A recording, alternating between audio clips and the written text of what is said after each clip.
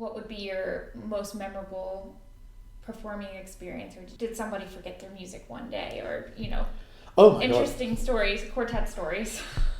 We were on a tour which had 19 concerts in 23 days. Oh, wow. And the last 2 concerts were in Milan and Stuttgart. So we had to fly on the last day. We had to fly from Milan to Stuttgart. So we have to get up really early, and we've played the night before, probably at La Scala or in Teatro Verdi or wherever it was. And just exhausted, and we get to the counter, and this Italian girl who was about as happy to be awake as I was like, where are you going? And so she writes my luggage tag, and I was so fed up, I just put everything in my luggage. And she writes supposedly STU, or whatever it's supposed to be for Stuttgart, but it obviously looked like LHR, because my luggage went to Heathrow. Oh, no. And these were the computers are wonderful, because you can lose your luggage, but you've got a record of it nowadays, at least. Right. I get to Stuttgart, no luggage, no music, no tails, and nothing. What am I going to do? We're playing Borodin and Janacek and something else. I think a Beethoven quartet to start. And I'm thinking, I cannot remember every note of this music. It's just too much. I'm so tired. And so I called around. There's no music shops that have that music. And finally, I get an idea. Okay, there's a conservatory here. Let's go. I get at 1 minute to 4. I managed to get a hold of the conservatory, and they said, yes, we have this music in our library. So I went charging down, and I don't know, grab out the music, and they were very nice. And then I get to the hall. I have no tails, but the Stuttgart Radio Orchestra plays in the same hall, and somebody was there, and somebody was helping me out. So some double bass player who's about 6'4" had a set of tails that he could lend to me. So I walk on stage looking like a complete idiot with this music that had no markings in it and was falling apart mostly. That was a nice evening.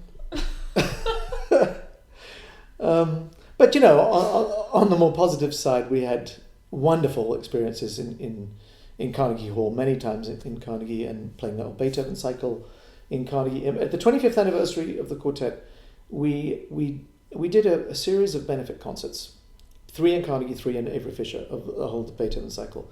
And they were in memory of our publicist, who's a man named John Dudich, who had died of AIDS 2 years earlier. Well, he took his life, but that's how a lot of people died of AIDS, as it were.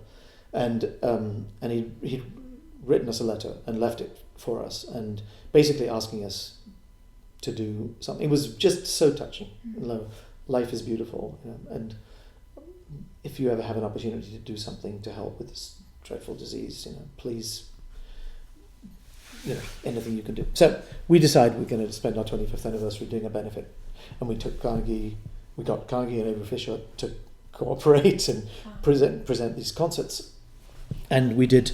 Every evening was a different AIDS organisation. That it was done by Classical Action, essentially. Mm-hmm. Charlie Hamlin, wonderful guy, and those concerts were really memorable, and because we were really giving back, and we'd been so fortunate that the opportunity to do that was fantastic, and we raised quite a lot for every single one of those organizations. So that was really memorable. But the very last concerts, that was all in 95.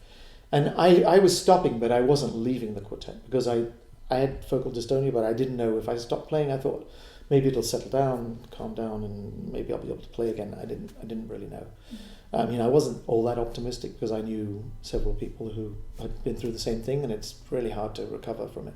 So finally, I decided to leave the quartet. I don't know whether it was 6 months or a year later, but they had 3 concerts for which they couldn't get anybody. I think it was 3, but in Santa Fe, and the last one was in Houston. I remember it was in Houston, Texas, in a beautiful hall at Rice University, and I was only able to play 131. For some reason, I could get my hands around that, the Takamitsu quartet that had been written for us, and then they played a string trio in between. I think we did something like that, and then we played the Cavatina for an encore, and we knew then that was the end, and that was very, very moving concert, very important experience. also filmed by CBS Sunday Morning.